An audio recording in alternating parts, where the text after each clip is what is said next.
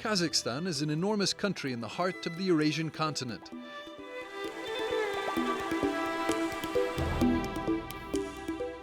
It's made up of diverse landscapes that hold a vast array of peoples, faiths, and languages that have come, passed, and remained.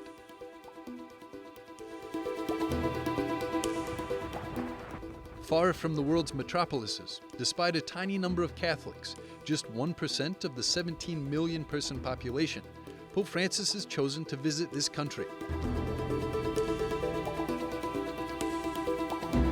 Many years ago, when there was the ancient Silk Road, Kazakhstan was a bridge between different cultures and different nations, civilizations. And of course, that fact impacted our people, our nation, and even nowadays you can see that we have a lot of nations living in Kazakhstan in peace and accord. We begin in northern Kazakhstan on an island of the Catholic faith at the shrine of Our Lady Queen of Peace in the village of Ozernoye.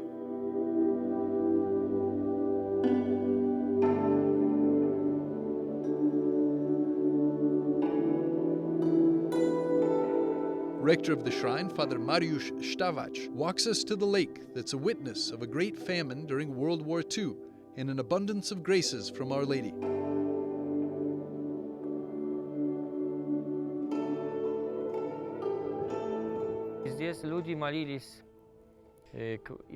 Here the people were praying through the intercession of the Blessed Virgin Mary for help. And on March 25th, 1941, a miracle occurred.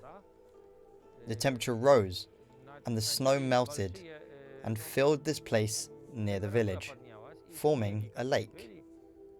The appearance of the lake may have been a cyclical phenomenon, but the miraculous thing was that the lake appeared with an abundance of fish.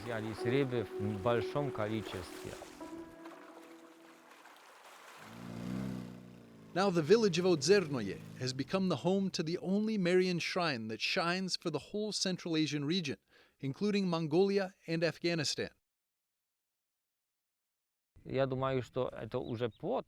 I think it is already the fruit of the parish of the Queen of Peace. Many people who come here say that it is very peaceful. Indeed, Mary the Queen of Peace reigns here and fills our hearts with it.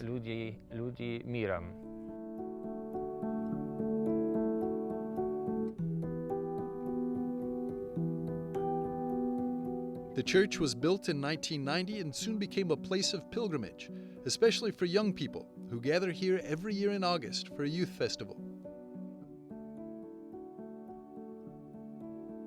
And from 2014 on, one of the 12 altars of peace has found its permanent place here.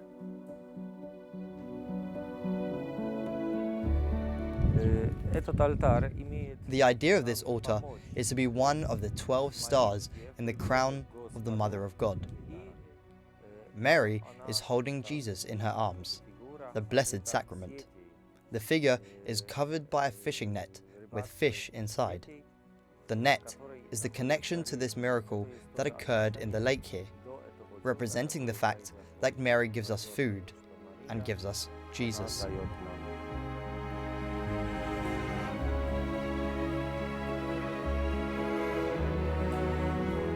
The giver of peace is the Lord, and only He may bestow it.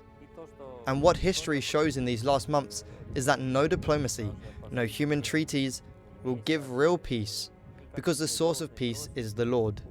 And so we must ask the Lord for this peace in the Blessed Sacraments.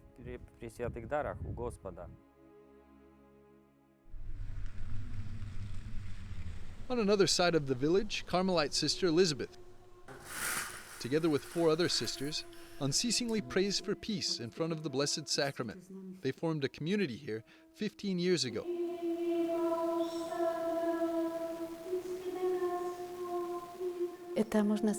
We get a great peace in our hearts here. You could say that we are sheltered with Jesus in the tabernacle. It gives us a chance to be close to the heart of Jesus, and together with Him we pray for all peoples and each person. We pray for these people who suffer, but we must also offer a lot of prayers and sacrifices for the people who cause the suffering, so that at the last moment they say, "I'm sorry, I did this, but now I ask for forgiveness."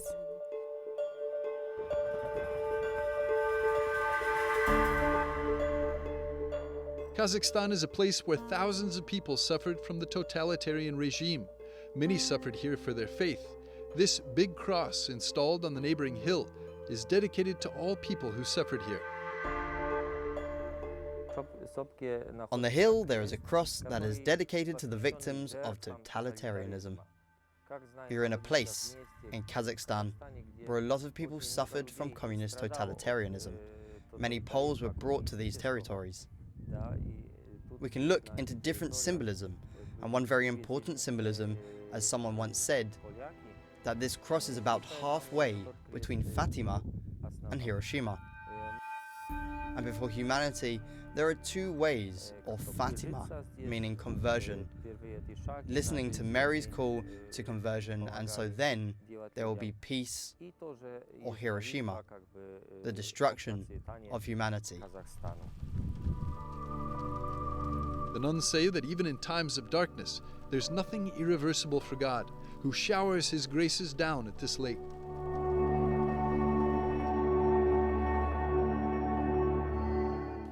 On the 100th anniversary of the apparitions of Our Lady of Fatima, the miracle with the fish repeated.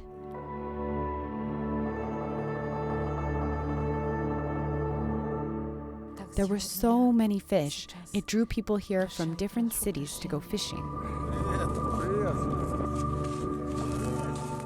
Sister Elizabeth says the recent repetition of the miracle reminds us that Our Lady dwells here, in the land of Kazakhstan.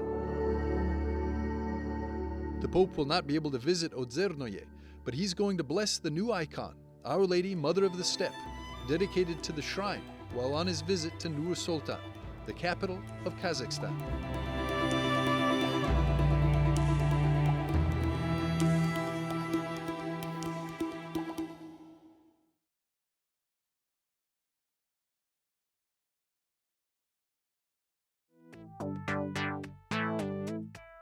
While in Rome, Pope Francis is making his preparations to travel to Kazakhstan, we make our way south to Nur Sultan to see what awaits the Holy Father in the nation's capital.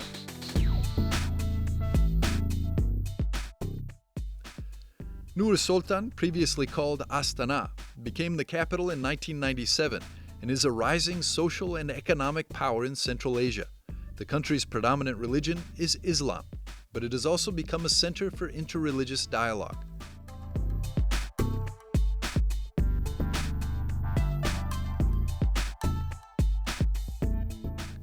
The Nazarbayev Center is organizing the interreligious summit that the Holy Father will be attending during his visit. The chairman, Bulat Sarsenbayev, says the Pope's visit will bring much-needed spiritual support to Kazakhstan and the region. First of all, we know him as such a bright advocate of peace and harmony between people. In Kazakhstan, we have a population of over 100 ethnic groups and 18 official religious confessions that are registered, so it's a very important issue for us. It is a question of unity of the nation and a question of peaceful existence. Generally, at our Congress, you can see religious representatives that may never meet anywhere else that are all sitting at one round table. Vulsana Tulap-Berganova is one of the key people preparing the papal visit. She says that the outcome of the religious meeting will be unprecedented. The main outcomes of the Congress will be outlined in the final declaration. This declaration will be disseminated among political and business leaders and will be sent to international organizations, including the UN.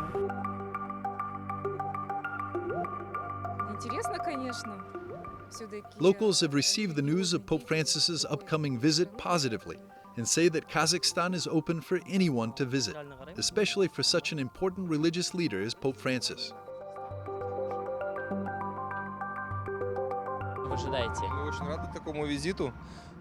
Parishioners of the Cathedral of Our Lady of Perpetual Help are very excited, and many remember the visit of St. John Paul II in 2001. They also say that they pray for Pope Francis' health and his safe arrival. Metropolitan Archbishop Tomasz Peta calls this upcoming visit an historical event. This visit has great significance both for the Catholic Church, who are present in Kazakhstan, a small flock, and for the state. We expect a great blessing both for the Church and for society. There is already a logo and there is a motive for the Pope's visit, a slogan that sounds, "Messengers of Peace and Unity." I think that's what it's all about.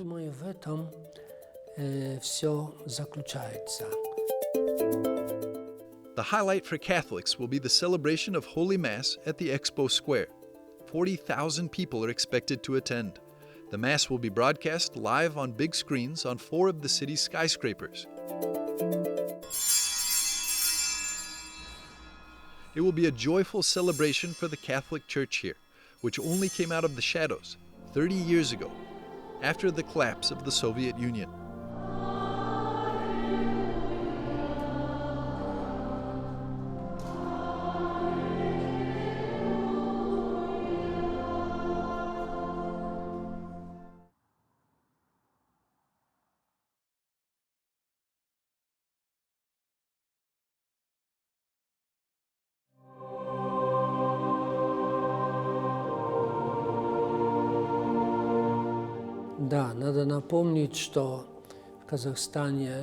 Kazakhstan is a country that experienced a lot of suffering.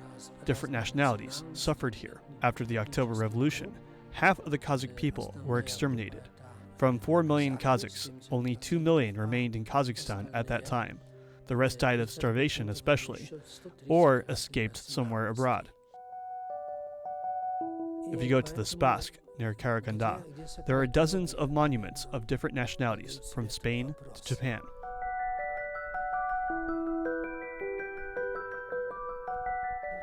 The Karaganda camp is officially stated the territory of France, a land of suffering, an ocean of blood and tears. But the totalitarian regime sank in this ocean of tears, and now a rock of faith triumphs in Karaganda. The Bishop of Karaganda, Adelio Del Oro, witnessed the growth and development of the Catholic Church here. In Kazakhstan c'è una storia dolorosa e bella. In Kazakhstan, there is a painful and beautiful history of the presence of Catholicism. With the Soviet deportations, Catholics finally returned after the years of St. Francis of Assisi. Those deported were mainly Germans, Poles, Ukrainians, but also other nationalities.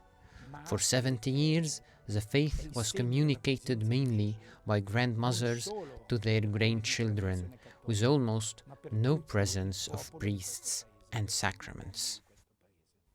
Bishop Evgeny Zinkovsky, a descendant of deported families, says the faith is growing in Kazakhstan, despite the fact that many Catholics have left the country and gone on to live in Europe in search of a better life. Until quite recently, the Catholics of Kazakhstan were the descendants of Catholics deported to Kazakhstan. But now we can notice with joy that the Catholic faith is spreading. That is why not only Germans, Poles, or Lithuanians come to our church now, but also people of different nationalities. During these years, the church in Kazakhstan began to spread the faith to the local population.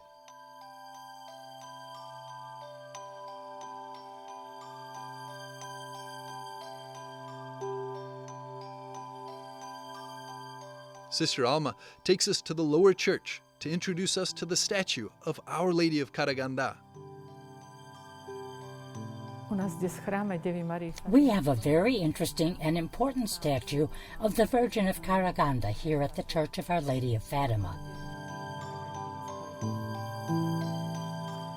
Mary is dressed in the clothes of a Kazakh woman, clothes that only a woman who gave birth to her firstborn child would wear.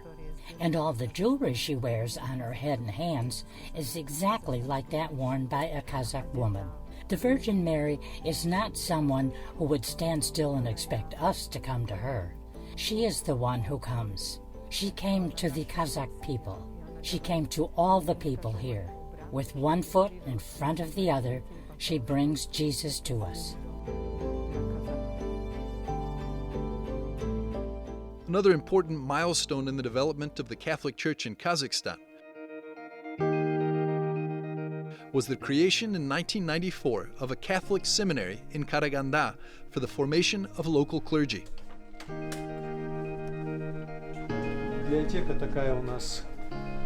The new rector, Father Ruslan Rakimberlinov, is an alumnus of the seminary and the first priest of Kazakh nationality.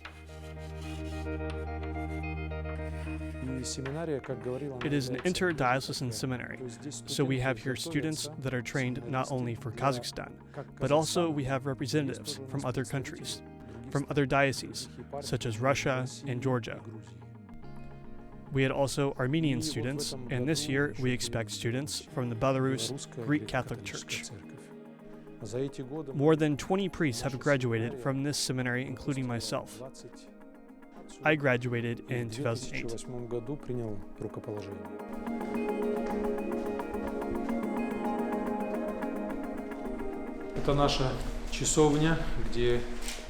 This is our chapel, where we meet with educators and students. Every day we have an early morning Holy Mass and Rosary Prayer, and Liturgy of the Hours.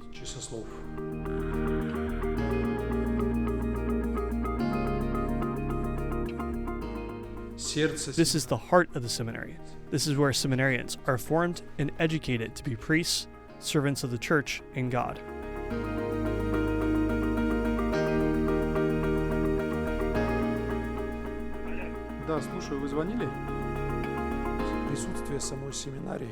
The presence of the seminary itself here on our land is a great hope for us, because it is no secret that the seminary is the heart not only of the diocese, but it is the hope for the development of the whole church in Kazakhstan.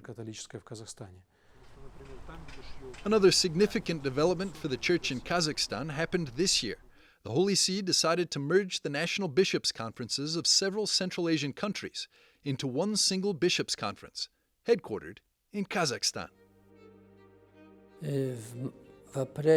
In April of this year, the first meeting of the new Bishops' Conference took place, and it is called the Central Asian Catholic Bishops' Conference. In addition to Kazakhstan, there are 4 former Soviet republics: Kyrgyzstan, Uzbekistan, Tajikistan, and Turkmenistan, and Mongolia and Afghanistan. 7 countries altogether, and we all went to the lake sanctuary of the Queen of Peace. And there, this new reality of the new conference was entrusted to the Mother of God, the Queen of Peace, by the mouth of the conference chairman, Bishop Jose Luis, taking into account the situation that is happening now around the world, especially keeping in mind the war in Ukraine. We see that we have a special obligation to pray for peace in Ukraine and around the world.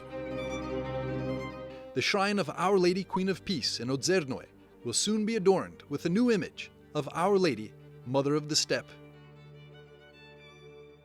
In Almaty, one of Kazakhstan's most famous artists is painting a large icon of Mary with the child Jesus, and the faces of Mary and Jesus are Kazakh. It is for Ozernoye, near the new house for pilgrims dedicated to St. John Paul II, where we will build a yurt, which will be a chapel. It will be without the Blessed Sacraments, but with an icon of the Mother of God.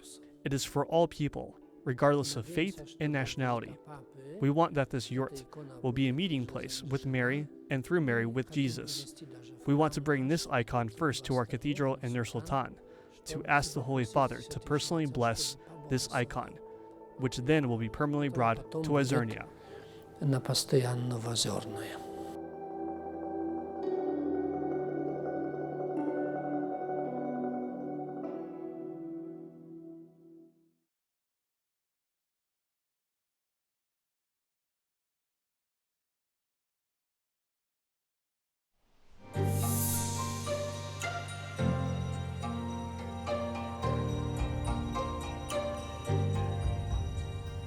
I want to glorify our beauty.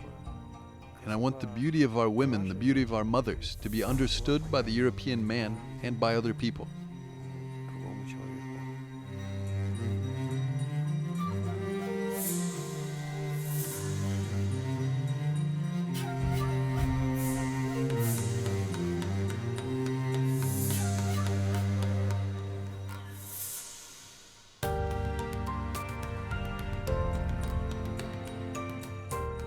We traveled 1,000 miles from Ozernoye to Almaty in the south of Kazakhstan to meet the painter Dozbol Kazimov.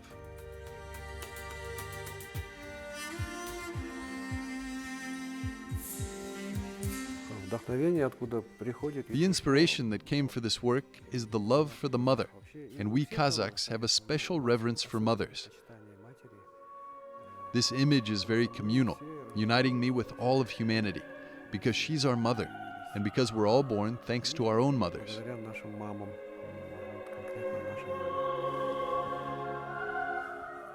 Kazimov shares that the unique challenge he faces is to link the religious canons with the traditions of Kazakh national art and make them communicate with one another.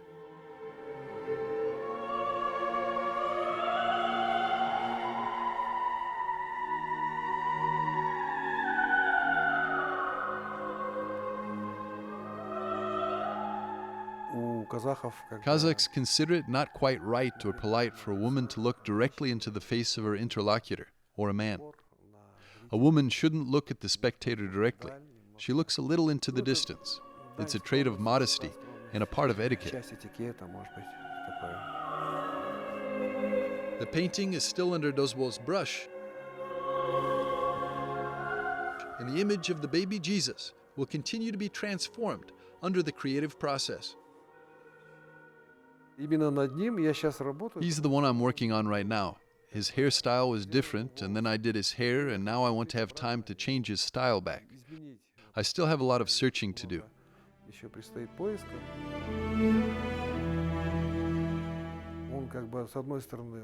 On the one hand, he doesn't want to break away from his mother, but on the other, somewhere in the depths of his little subconscious, he understands that he has a path.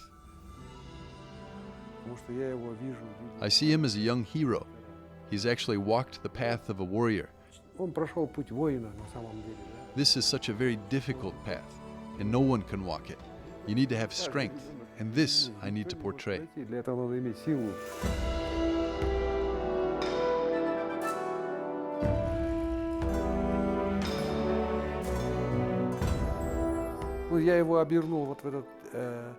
I wrapped him in this robe. That's his future tunic that he's going to wear on the cross.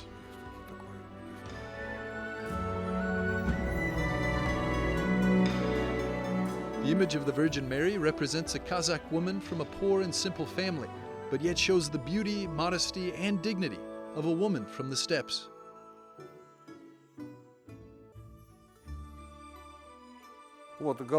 This is a woman's headdress called kemishek, which a married woman wears. When the girl we invited to pose wore it, she said how convenient it is to feed a baby with. In general, it's believed that the hair should be hidden completely, but I opened a little to show that this is a living person. This is a living woman with a baby. Traditional ornaments full of symbolism adorn the image. His nimbus is made in the form of a star. On one side it is a flower, on the other side it's a star, and on the third side it's part of the Kazakh carpet called tuskais. And Jesus has a halo in the form of a Shanarak cross. Look at some of the Shanarak fragments here at the base of the Shanarak, which is an upper part of a Kazakh house, is the cross. My mother comes from the Kare tribe, and the Kare were once, as history says in ancient times, Christians. Of course, these connections are here. So here in the ornaments, I inserted these symbols. Dozbol Kazimov confesses that the image of the mother has always been present in his works. And this particular work, at this stage, sums up his search.